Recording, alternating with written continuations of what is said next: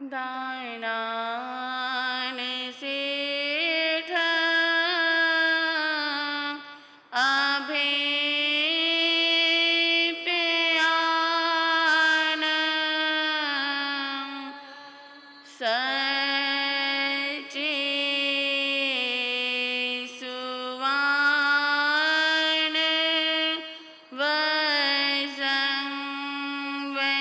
वसंवयंती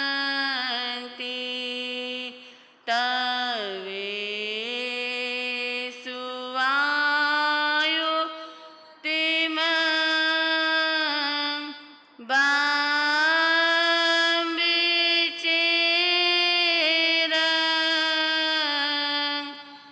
लोग तमे समने नाई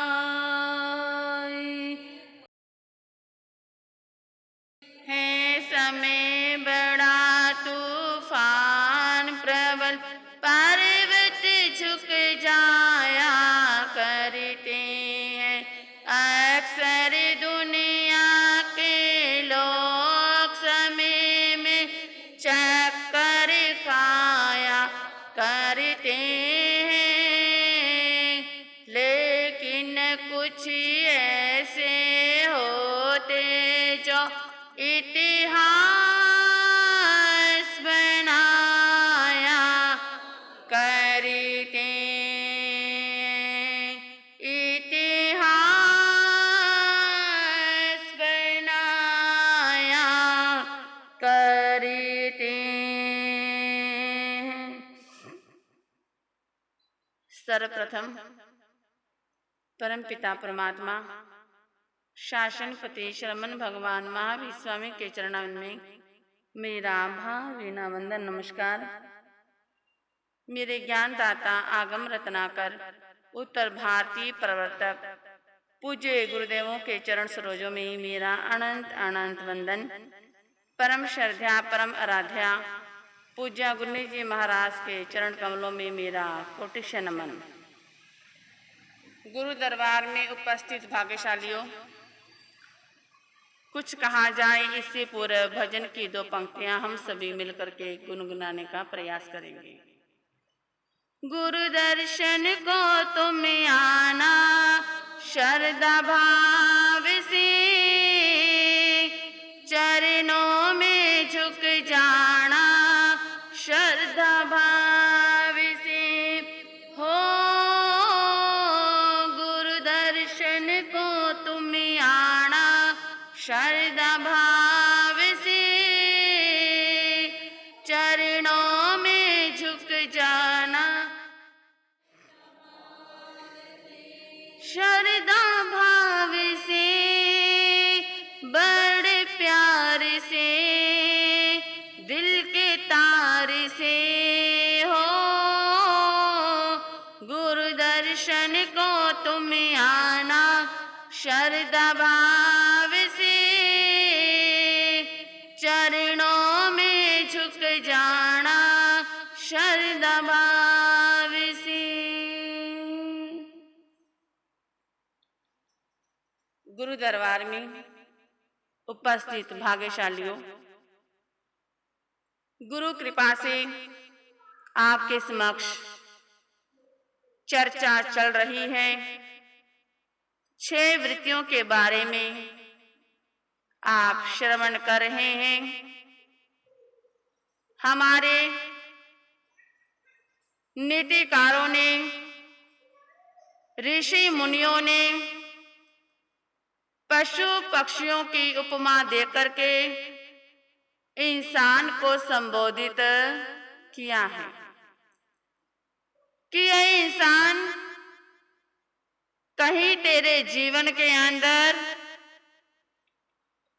इन 6 वृत्तियों में से कोई भी एक वृत्ति तो नहीं आई हुई है। अगर आई हुई है तो हम उसे दूर करने का प्रयास तो कर ही सकते हैं। पहली वृत्ति आपके समक्ष आई उल्लू की वृत्ति। उल्लू अंधकार को चाहता है और प्रकाश से दूर भागता है। सूर्य का वो निंदक है। इसी प्रकार से ऐ इंसान, जो भगवान की वाणी है वो सूर्य के समान है, जो तुम्हें भगवान की वाणी का पान करा रहे हैं। ऐसे साधु संतों की, ऐसे गुरुओं की कहीं तू निंदा चुगली तो नहीं कर रहा। अगर तू ऐसे कार्य करता है तो समझ लेना तेरे जीवन के अंदर पहली वृत्ति प्रवेश कर चुकी है। दूसरी वृत्ति बताई है भेड़िए की वृत्ति। भेड़िया क्रूर होता है और दूसरा विश्वासघाती होता है। ऐ इंसान, तू अपने आप पर चिंतन कर, विचार कर कि तू किसी के साथ कहीं विश्वासघात तो नहीं कर रहा। किसी को भरोसा दे करके उसके भरोसे को तोड़ तो नहीं रहा। तो हमने इस दूसरी वृत्ति पर भी चिंतन करना है। और तीसरी वृत्ति कौन सी आई? श्वान की वृत्ति। श्वान कुत्ते को कहा जाता है। कुत्ते के अंदर सभी गुण होते हैं। वो आपकी रक्षा भी करता है, वफादारी भी निभाता है। लेकिन कहते हैं कि जहाँ गुण होते हैं वहाँ कोई ना कोई अवगुण भी आ ही जाता है। कुत्ते के अंदर ऐसा अवगुण होता है कि अगर एक कुत्ता दूसरे कुत्ते को देख ले तो उसे देख करके वो भौंकना शुरू कर देता है। इसी प्रकार से ऐ इंसान, तू चिंतन कर, विचार कर, कहीं तू ऐसा तो नहीं कर रहा आपस में भाई भाई की लड़ाई तो नहीं करवा रहा। अगर तू ऐसा करता है तो समझ लेना वो तीसरी वृत्ति भी हमारे भीतर आ चुकी है। तो तीन वृत्तियों पर आपने चर्चा श्रवण करी। आज चौथी वृत्ति हम आपके समक्ष लेकर के आ रहे हैं। चौथी वृत्ति ज्ञानी महापुरुषों ने बताई है, चकोर की वृत्ति।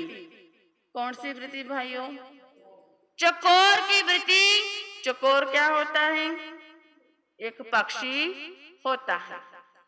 चकोर की दृष्टि में वासना का विकार आ जाता है। जब जब वो सुंदरता को देखता है, सुंदरता के दर्शन करता है, तो उसकी निगाहें वहीं पर क्या हो जाती हैं? टिक जाती हैं। जलते हुए अंगारों को भी वो पार कर देता है। ऐ इंसान, अब तू चिंतन कर, तू विचार कर, कहीं तेरे जीवन के अंदर ये चकोर की वृत्ति तो नहीं आई है। ये हमारे को मानुष का चोला मिला है। हमने इस चोले को पाकर के इस चोले की कीमत को समझना है। ब्रह्मचर्य व्रत को जीवन के अंदर अंगीकार करना है। अपनी भार्या को छोड़ करके संसार के अंदर जितनी भी सब बहनें हैं उन्हें अपनी बहनें और माताएं समझना है। कहते हैं, ऊंची गिरी से जो गिरे, ऊंची गिरी से जो गिरे, गिरे चारित्र गिरे से जो गिरे बिगड़े जन्म हजार। अगर कोई व्यक्ति पहाड़ पर चढ़ करके नीचे छलांग लगाता है तो वो क्या हो जाता है, अपने इस जन्म को खत्म कर डालता है। लेकिन जो व्यक्ति चारित्र गिरी से गिर जाता है तो उसके एक नहीं अनेकों जन्म बिगड़ जाते हैं।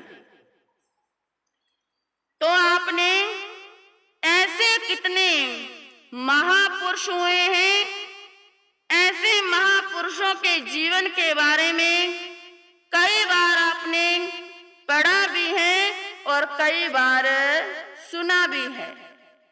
कहते हैं अगर किसी इंसान का धन चला जाता है तो समझ लेना कुछ नहीं गया। धन क्या है, पैसा क्या है, ये हमारे हाथों की तो मैल है। आज नहीं तो ये कल फिर हमारे पास आ सकता है। हम मेहनत करेंगे, परिश्रम करेंगे, अगर हमारे भाग्य में हुआ, हमारी किस्मत में हुआ तो ये फिर से हम प्राप्त कर सकते हैं। अगर इंसान का स्वास्थ्य खराब हो गया, शरीर के अंदर कोई ना कोई रोग लग गया, कोई ना कोई प्रॉब्लम होगी तो समझ लेना कि हमारा कुछ चला गया। क्योंकि शरीर हमारा ठीक होगा, जब हम स्वस्थ होंगे तभी हम सब काम कर सकते हैं। जब हमारा शरीर ही हमारा साथ नहीं देगा, तबीयत हमारी ठीक नहीं रहेगी, जो हम करना चाहते हैं वो भी हम कर नहीं पाते। इसलिए स्वस्थ रहना भी एक बहुत बड़ी बात है। बाकी ये तो अपने कर्मों की बात है, जो कर्मों में लिखा है वो तो होना ही है। कई लोग हमारे को कह देते हैं कि महाराज जी आप तो क्या बन चुके हो, साधु संत बन चुके हो। साधु संत बनने के बाद आपको तो क्या आनी चाहिए, बीमारी नहीं आनी चाहिए।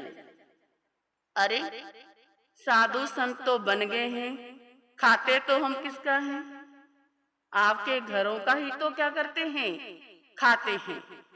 और आज जो ये समय चल रहा है, जिस बीमारी ने आना है वो ये तो नहीं देखती कि ये साधु संत हैं या कोई साधारण व्यक्ति है। ठीक है, हम अब अच्छा कार्य कर रहे हैं, साधु जीवन हमने अंगीकार कर लिया, लेकिन पिछले जन्म के जो हमने कर्म किए हैं उन कर्मों का भुगतान तो इसी जन्म में करना पड़ेगा। क्योंकि ये कर्म तो किसी को भी नहीं छोड़ते, चाहे कोई साधारण व्यक्ति है, चाहे कोई भी साधु संत हैं। जैसे जिसने कर्म किए हैं उन कर्मों का भुगतान तो करना ही पड़ता है।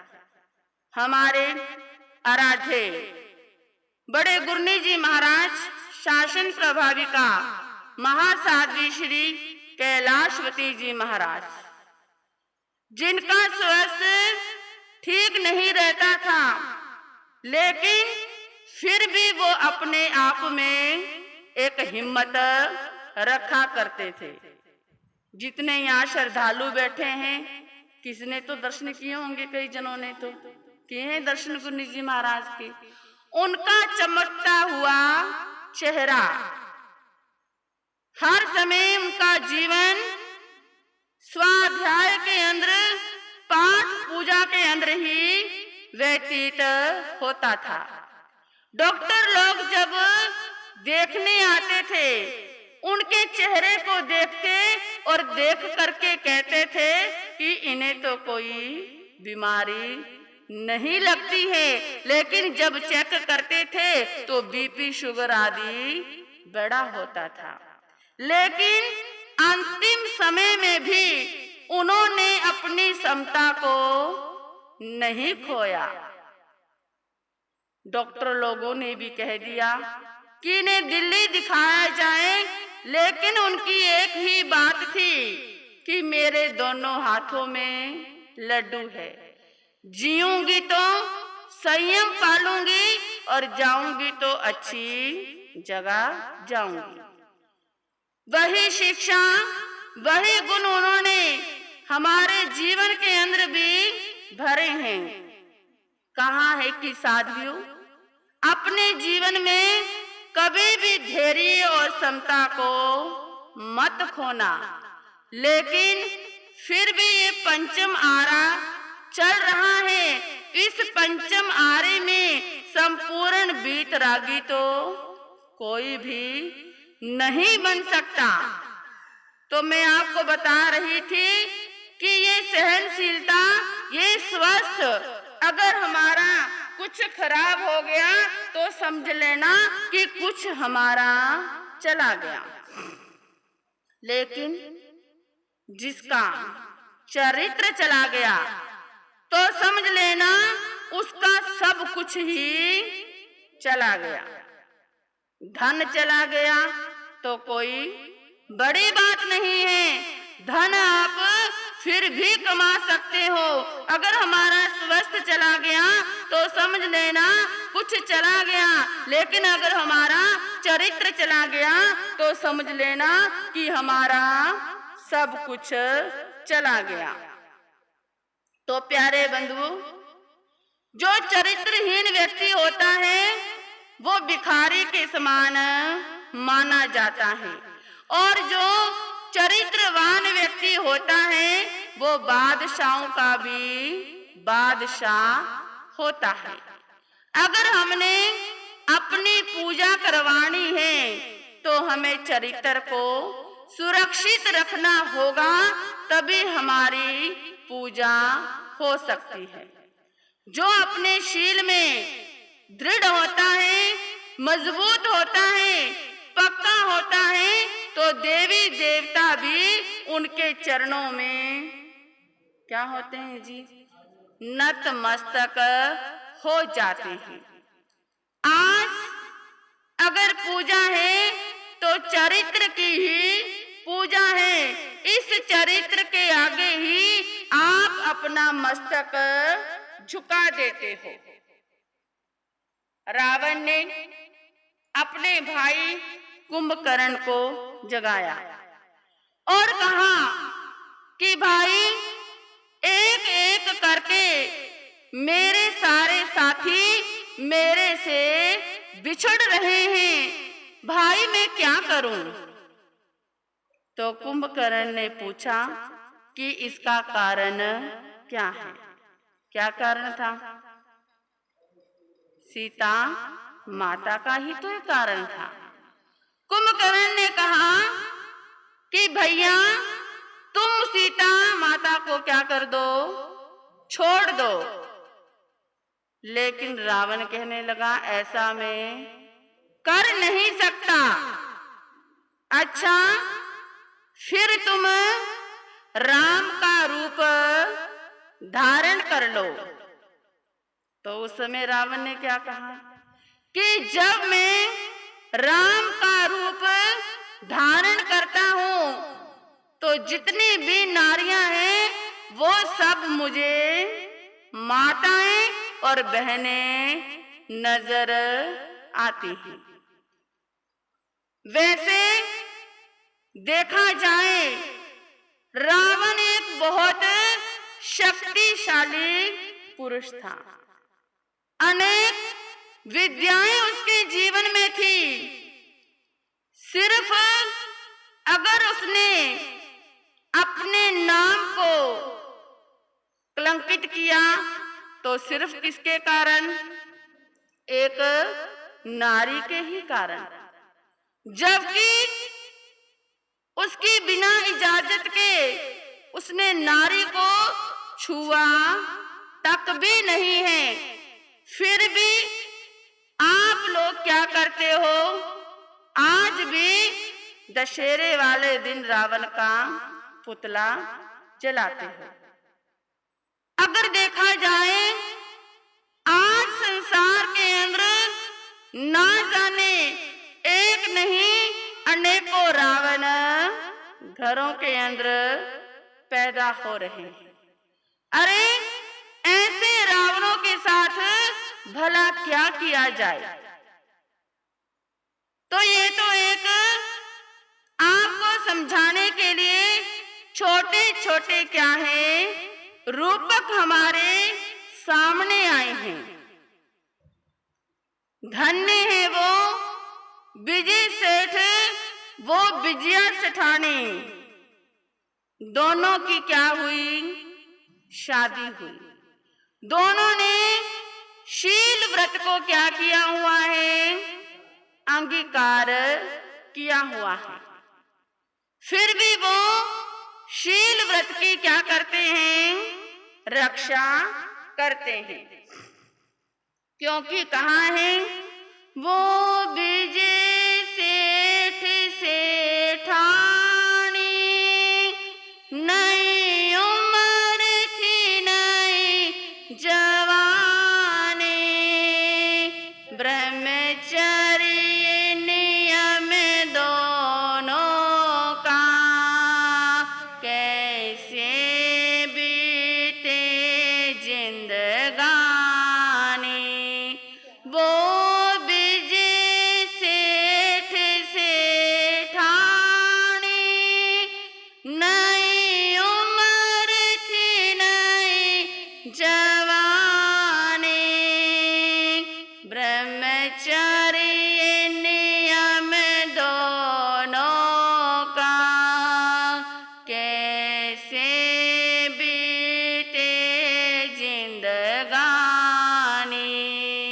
क्या प्रेम पति पत्नी का, देवों ने महिमा जानी। क्या प्रेम पति पत्नी का, देवों ने महिमा, हम भूल गए जिनको जरा याद करो कुर्बानी, जिन धर्म के प्यारे लोगों, मेरी कहानी। तो इस प्रकार से उन्होंने ब्रह्मचर्य नियम का क्या किया? पालन किया। तभी तो आज उनकी महिमा और उनके नाम को याद किया जाता है। सेठ सुदर्शन को देख लीजिए। सेठ सुदर्शन अपनी पोषदशाला के अंदर ध्यान लगा करके बैठे हुए हैं।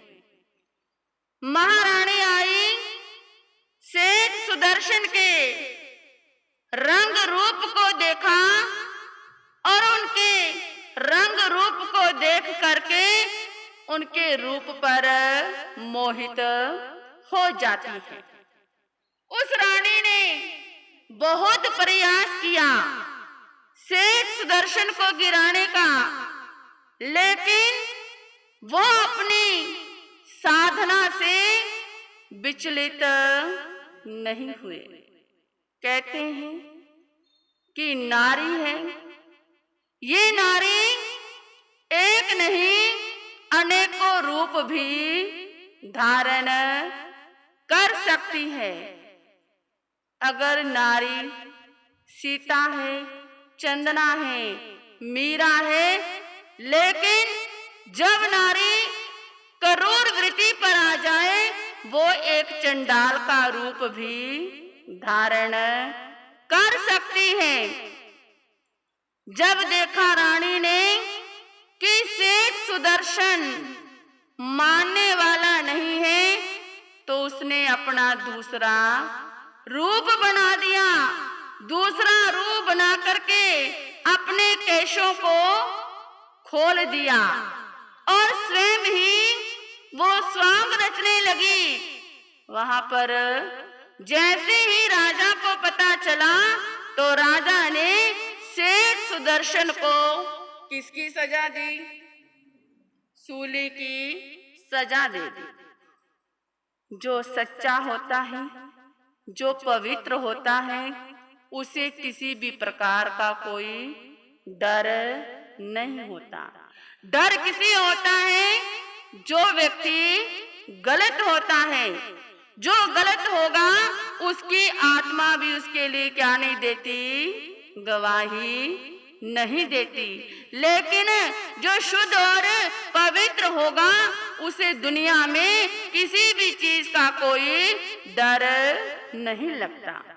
सेठ सुदर्शन ने नवकार महामंत्र का ध्यान लगाया, नवकार महामंत्र का शरणा लिया, क्योंकि इस नवकार महामंत्र में इतनी शक्ति है, इतनी ताकत है, इतनी पावर है कि हमारे बड़े से बड़े कष्ट और संकट भी टल जाया करते हैं।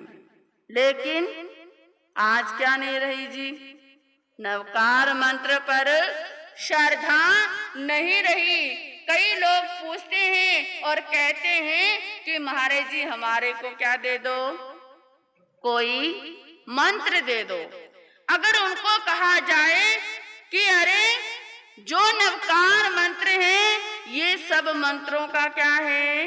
राजा है, तुम इस मंत्र का जाप किया करो, तो जवाब मिलता है कि महाराज जी ये नवकार मंत्र तो हमारे घर के चूहे भी जानते हैं। अरे एक एक शब्द जो ये 5 पद हैं, इन 5 पदों में वैसे तो संपूर्ण नवकार मंत्र में, लेकिन हम जो डेली रूटीन की माला करते हैं तो 5 पदों की तो ही करते हैं। 5 पद कौन कौन से? नमो अरिहंतानं, नमो सिद्धानं, नमो आयरियानं, नमो उवझायानं, नमो लोए सब साहुनं। आपको इसका अर्थ तो पता होगा, पता है सभी बहनों को। नमो अरिहंतानं, नमो मीन्स नमस्कार, अरिहंतानं अरिहंत भगवान को, अरिहंत प्रभु को मेरा नमस्कार हो। नमो सिद्धानं, नमो मीन्स नमस्कार, सिद्धानं सिद्ध भगवान को मेरा नमस्कार हो। नमो आयरियानं, नमो मीन्स नमस्कार, आयरियानं आचार्य गुरु भगवंतों को मेरा नमस्कार हो। नमो उवझायानं, नमो मीन्स नमस्कार, उवझायानं उपाध्याय प्रभु को मेरा नमस्कार हो। नमो लोए सब साहुनं, नमो मीन्स नमस्कार, लोए सब साहुनं लोक में जितने भी साधु संत हैं उन सभी को मेरा नमस्कार हो। इसमें किसी एक विशेष को स्थान नहीं दिया गया, सभी के लिए सभी को क्या किया गया है? नमस्कार और सभी को प्रणाम किया गया है। तो प्यारे बंधु, इस मंत्र पर सच्चे दिल से आप एक बार श्रद्धा करके तो देखो। ये नवकार मंत्र वही सेठ सुदर्शन ने क्या किया था? पढ़ा था। नवकार महामंत्र का ध्यान लगाया। लीना शरीना सेठ सुदर्शन,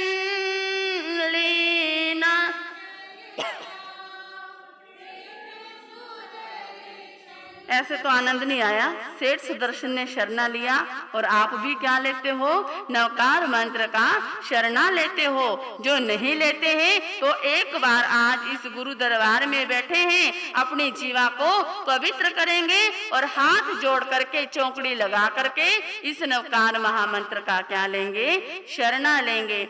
लीना शरणा सेठ सुदर्शन, लेना शरणा सूल से बन गया सिंहासन, सूल से बन गया। जय जय करे नर नार प्रमेष्टि, जय जय जय जयकार, जय जय जय जयकार प्रमेष्टि, जय जय जय जय। बोलिए पंच प्रमेष्टि महामंत्र नवकार की। अरे सेठ सुदर्शन पर इतना भारी संकट आया, नवकार मंत्र का शरणा लिया, सूली का क्या बन गया? सिंहासन बन गया। और कोई मंत्र नहीं जपा, सिर्फ ये नवकार मंत्र ही श्रद्धा के साथ पढ़ा, श्रद्धा के साथ इसका सिमरन किया। तो आज हमारे जीवन में जब भी कोई ऐसी संकट की घड़ी आए, जब आप अपने आप को मुसीबत में देखो, तो प्यारे बंधुओं श्रद्धा के साथ, विश्वास के साथ इस नवकार महामंत्र का क्या लेना? आप शरणा लेना। हम विश्वास के साथ कह सकते हैं, एक दावे के साथ कह सकते हैं, अगर आप श्रद्धा से लोगे तो आपका वो काम अवश्य ही सफल होगा। चाहे आप कोई भी मंत्र जप कर लो, कितने भी मंत्र ले लो, लेकिन उस मंत्र को जपने से पहले उस मंत्र पर क्या करनी होगी? श्रद्धा करनी होगी। श्रद्धा नहीं होगी तो कोई भी मंत्र आपका काम नहीं करेगा। जैसे किसी को कोई भी अगर दिक्कत हो जाती है शरीर में, आप झाड़ा लगवाते हो, आपको पता है कि झाड़ा लगवाने से मेरा ये दर्द, मेरी ये दुख तकलीफ क्या हो जाएगी? ठीक हो जाएगी। जो झाड़ा लगाने वाला है वो अपना कोई ना कोई तो क्या करेगा? मंत्र पढ़ेगा, लेकिन उस मंत्र की आपको क्या नहीं है? कोई जानकारी नहीं है। वो मंत्र आपको समझ भी नहीं आता, लेकिन आपके मन में क्या बात है? सिर्फ एक विश्वास है कि जो ये मंत्र पढ़ रहा है, इस मंत्र के प्रभाव से मेरा रोग ठीक हो जाएगा। इसी प्रकार से जो हमारा ये नवकार महामंत्र है, इस नवकार महामंत्र पर हमने भी क्या रखनी है? श्रद्धा रखनी है। श्रद्धा है तो बेड़ा पार है, अगर श्रद्धा नहीं है तो कुछ भी हमारा हो नहीं सकता। तो प्यारे बंधुओं, सेठ सुदर्शन ने अपना शील क्या रखा? सुरक्षित रखा। शील अपना सुरक्षित रखा तो देवों ने भी उनकी क्या गाई है? महिमा गाई है। आज भी उनका नाम श्रद्धा के साथ, भक्ति और भावना के साथ लिया जाता है। इसी प्रकार से जो ये हमारे सामने चौथी वृत्ति आई है, चकोर की वृत्ति, चकोर के अंदर वासना की क्या होती है? भावना होती है। वो सुंदरता पर जल्दी से क्या हो जाता है? गिर जाता है। इसी प्रकार से ये इंसान तू देख, कहीं तेरे जीवन के अंदर ये ऐसी चकोर की वृत्ति तो नहीं आई है। अगर आई है तो संभाल अपने आप को। अगर तूने अपने आप को संभाल लिया तो समझ लेना तेरा ये जीवन क्या हो जाएगा, सफल हो जाएगा। आप लोगों ने सुना होगा मुनि स्थूलभद्र के बारे में। वो मुनि स्थूलभद्र एक गुरु के 4 शिष्य, गुरु ने आदेश दे दिया जहां जहां भी चमासा करना था, चमासा बिताने के लिए उनको भेज दिया। वो मुनि स्थूलभद्र कोशा वेश्या के यहाँ चमासा बिता रहे हैं, जिनके साथ जिंदगी के 12 साल 12 बसंत बिताए, वहां पर वो चमासा कर रहे हैं। मन के अंदर कोई विकार की भावना नहीं है, निर्विकार से वो अपनी साधना के अंदर मगन है। वहां पर जो वो कोशा वेश्या है वो राजा की नर्तकी है।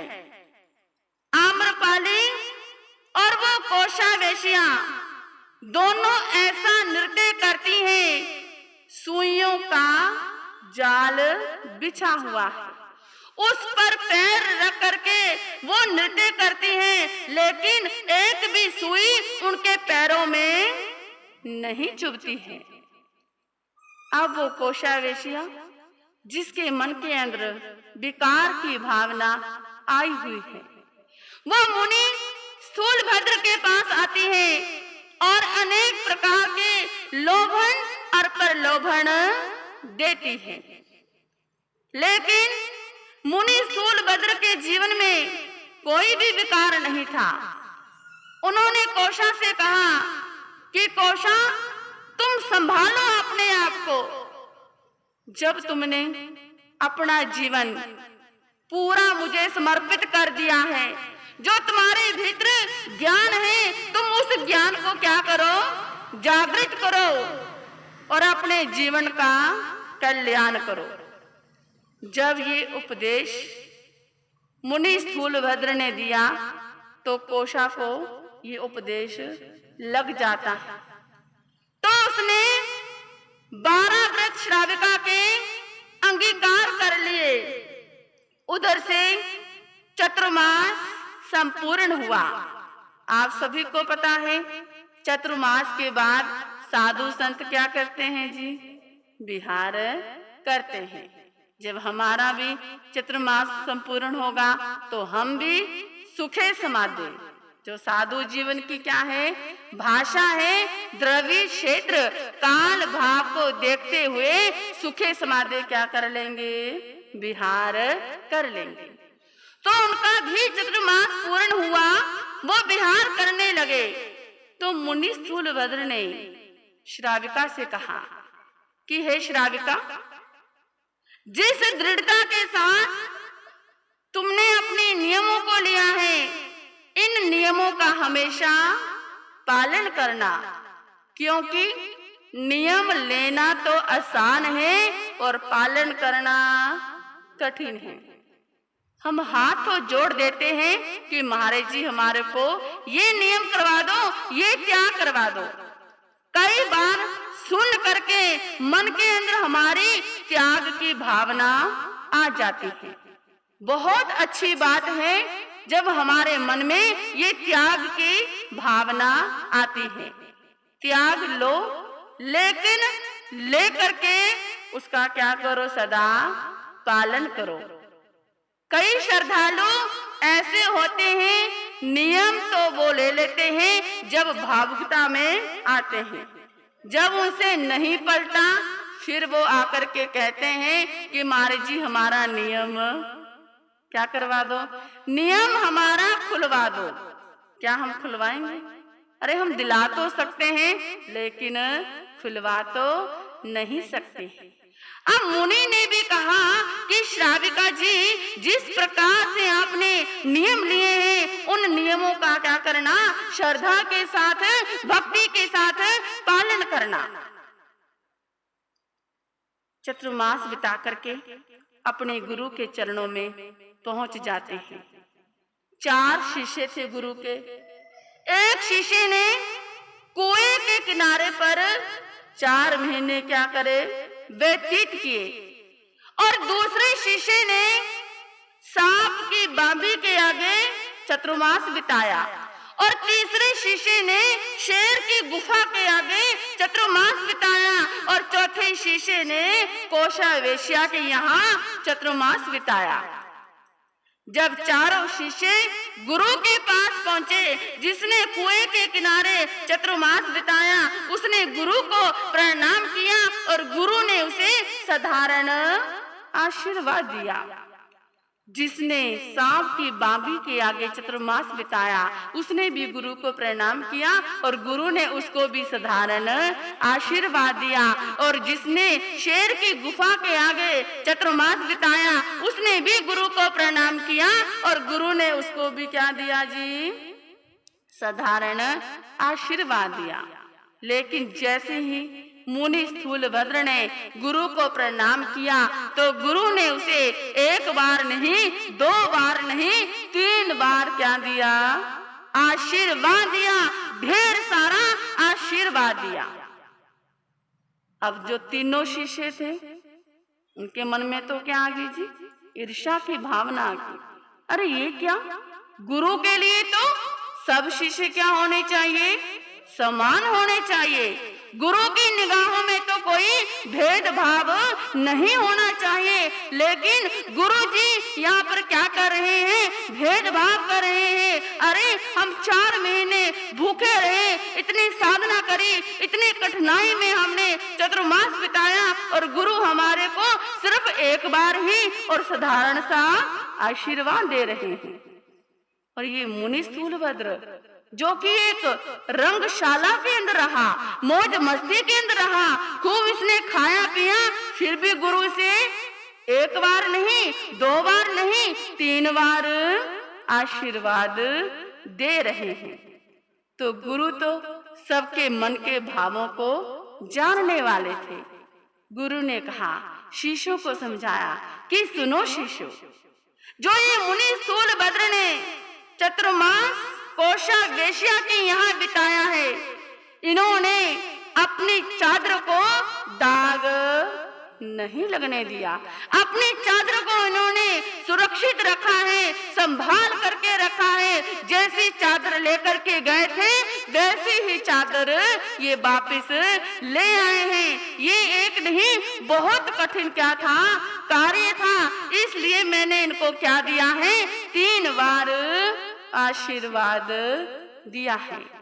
अब सब शिष्य भी समझ जाते हैं और वो सब के सब उन्हें भी क्या करते हैं, प्रणाम करते हैं। तो प्यारे बंधुओं, कहने का मतलब है कि जो व्यक्ति के जीवन में सदाचार है, संयम शील का, ब्रह्मचर्य का जो व्यक्ति पालन करता है, तो उसके आगे तो देवी देवता भी नतमस्तक हो जाते हैं, उनका मस्तक भी उनके चरणों के आगे झुक जाता है। तो हमने भी सदाचार को अपने जीवन के अंदर लेकर के आना है। तो ये चौथी वृत्ति की चर्चा आपके समक्ष हमने प्रारंभ की है। कौन सी वृत्ति है, नाम क्या है, चकोर, चकोर की वृत्ति है। तो हमने भी वासना का कीड़ा नहीं बनना, गंदगी के अंदर मुंह नहीं डालना, अपने जीवन को हमने चमकाना है, उज्जवल बनाना है। जिसका जीवन सुंदर होगा,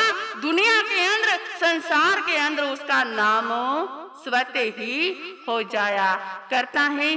तो घड़ी भी अपना समय बता रही है। मैं अपने वक्तव्य पर यहीं पर विराम लगाऊंगी। आगे जैसा भी समय होगा वैसा ही आगे विषय आपको सुनाने का प्रयास किया जाएगा। करके बोलेंगे, वीर नाम के हीरे मोती, प्रभु नाम के हीरे मोती, मैं बिखराऊं गली गली, ले लो रे प्यारा, शोर मचाऊं गली गली, शोर मचाऊं गली गली, वीर नाम के हीरे मोती, प्रभु नाम के, हीरे मोती हरि नाम के, मैं बिखराऊं गली गली। बोलिए शरमन भगवान महावीर स्वामी की। आचार्य सम्राट पूज्य गुरुदेव श्री आत्माराम जी महाराज की।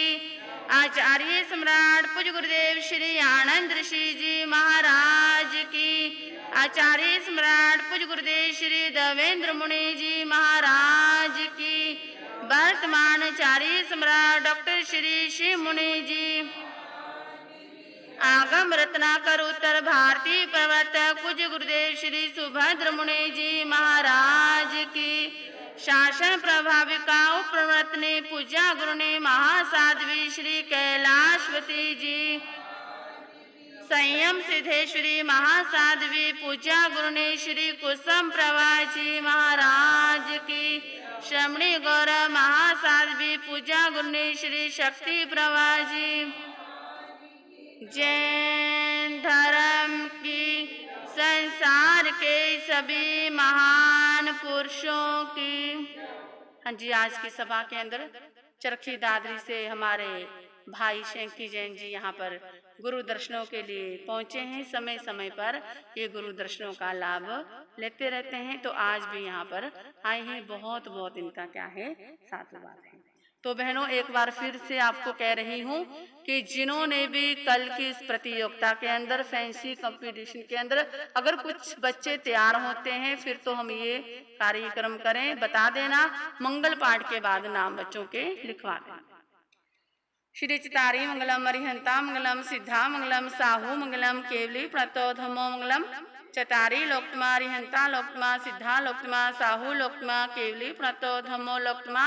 चतारी शरणं पौयामि, अरिहंते शरणं पौयामि, सिद्धे शरणं पौयामि, साहू शरणं पौयामि, केवली प्रणतो धम्मं शरणं पौयामि। अरिहंता जी का शरणा, सिद्धा जी का शरणा, साधा जी का शरणा, केवली पुरूपी दया धर्म का शरणा। ये चार शरण दुखी हरण,